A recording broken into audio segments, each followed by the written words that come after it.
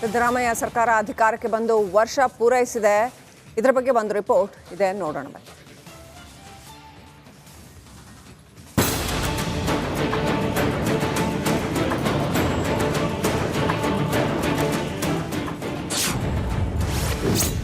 ಸಿದ್ದು ಸರ್ಕಾರಕ್ಕೆ ಒಂದು ವರ್ಷದ ಸಂಭ್ರಮ.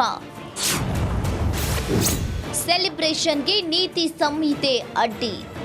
ಕಳೆದ ವರ್ಷ ಇದೇ ತಿಂಗಳಿಗೆ ವಿಧಾನಸಭೆ ಚುನಾವಣೆಯಲ್ಲಿ ಭರ್ಜರಿಯಾಗಿ ಜಯಭೇರಿ ಬಾರಿಸಿ ಕಾಂಗ್ರೆಸ್ ಸರ್ಕಾರ ಅಧಿಕಾರದ ಗದ್ದುಗೆಯನ್ನ ಏರಿತ್ತು.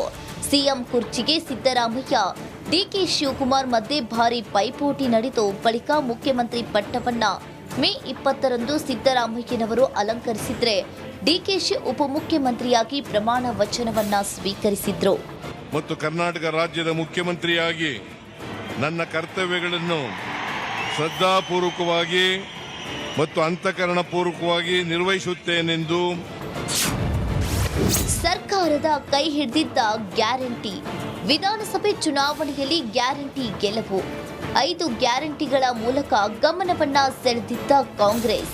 ಅನ್ನಭಾಗ್ಯ, ಗೃಹಜ್ಯೋತಿ, ಗೃಹಲಕ್ಷ್ಮಿ, ಶಕ್ತಿ ಯೋಜನೆ ಯುವ ನಿಧಿಯಿಂದ ಅಧಿಕಾರಕ್ಕೇರಿದ ಸರ್ಕಾರ. ಲೋಕಸಭಾ ಚುನಾವಣೆಯಲ್ಲೂ ಗ್ಯಾರಂಟಿ ಸುತ್ತ ಗಿರಿಕಿ. ಸರ್ಕಾರದ ವಿರುದ್ಧ ವಿವಾದ. ಕಾನೂನು ಸುವ್ಯವಸ್ಥೆ ಹದಗೆಟ್ಟಿದ ಆರೋಪ. ರಾಮೇಶ್ವರಂ ಕೆಫೆ ಬ್ಲಾಸ್ಟ್ನಿಂದ ಸರ್ಕಾರಕ್ಕೆ ಮುಜುಗರ. ವಿಧಾನಸೌಧದಲ್ಲಿ ಪಾಕಿಸ್ತಾನ್ ಜಿಂದಾಬಾದ್ ಘೋಷಣೆ. ಹುಬ್ಬಳ್ಳಿಯಲ್ಲಿ ನಡೆದ ನೇಹಾ ಅಂಜಲಿ ಹತ್ಯೆ ಕೇಸ್.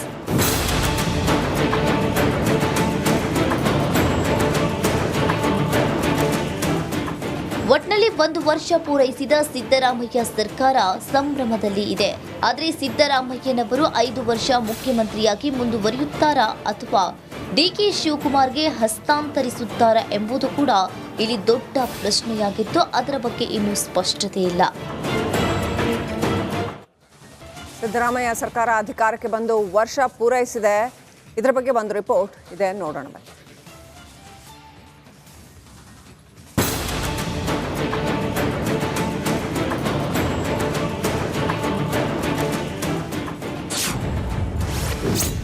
ಸಿದ್ದು ಸರ್ಕಾರಕ್ಕೆ ಒಂದು ವರ್ಷದ ಸಂಭ್ರಮ.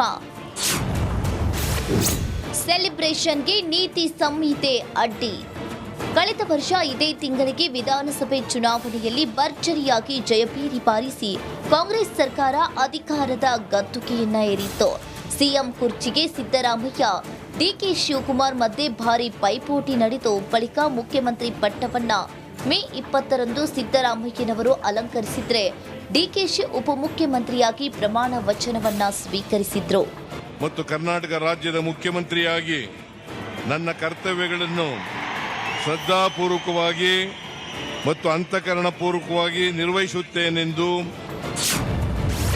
ಸರ್ಕಾರದ ಕೈ ಹಿಡಿದಿದ್ದ ಗ್ಯಾರಂಟಿ. ವಿಧಾನಸಭೆ ಚುನಾವಣೆಯಲ್ಲಿ ಗ್ಯಾರಂಟಿ ಗೆಲುವು. 5 ಗ್ಯಾರಂಟಿಗಳ ಮೂಲಕ ಗಮನವನ್ನ ಸೆಳೆದಿದ್ದ ಕಾಂಗ್ರೆಸ್. ಅನ್ನಭಾಗ್ಯ, ಗೃಹಜ್ಯೋತಿ, ಗೃಹಲಕ್ಷ್ಮಿ, ಶಕ್ತಿ ಯೋಜನೆ ಯುವ ನಿಧಿಯಿಂದ ಅಧಿಕಾರಕ್ಕೇರಿದ ಸರ್ಕಾರ. ಲೋಕಸಭಾ ಚುನಾವಣೆಯಲ್ಲೂ ಗ್ಯಾರಂಟಿ ಸುತ್ತ ಗಿರಿಕಿ. ಸರ್ಕಾರದ ವಿರುದ್ಧ ವಿವಾದ. ಕಾನೂನು ಸುವ್ಯವಸ್ಥೆ ಹದಗೆಟ್ಟಿದ ಆರೋಪ. ರಾಮೇಶ್ವರಂ ಕೆಫೆ ಬ್ಲಾಸ್ಟ್ನಿಂದ ಸರ್ಕಾರಕ್ಕೆ ಮುಜುಗರ.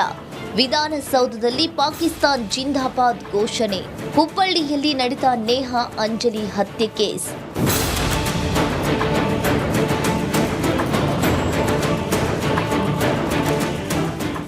ಒಟ್ನಲ್ಲಿ ಒಂದು ವರ್ಷ ಪೂರೈಸಿದ ಸಿದ್ದರಾಮಯ್ಯ ಸರ್ಕಾರ ಸಂಭ್ರಮದಲ್ಲಿ ಇದೆ. ಆದರೆ ಸಿದ್ದರಾಮಯ್ಯನವರು 5 ವರ್ಷ ಮುಖ್ಯಮಂತ್ರಿಯಾಗಿ ಮುಂದುವರಿಯುತ್ತಾರಾ ಅಥವಾ ಡಿಕೆ ಶಿವಕುಮಾರ್ಗೆ ಹಸ್ತಾಂತರಿಸುತ್ತಾರಾ ಎಂಬುದು ಕೂಡ ಇಲ್ಲಿ ದೊಡ್ಡ ಪ್ರಶ್ನೆಯಾಗಿದ್ದು, ಅದರ ಬಗ್ಗೆ ಇನ್ನೂ ಸ್ಪಷ್ಟತೆ ಇಲ್ಲ.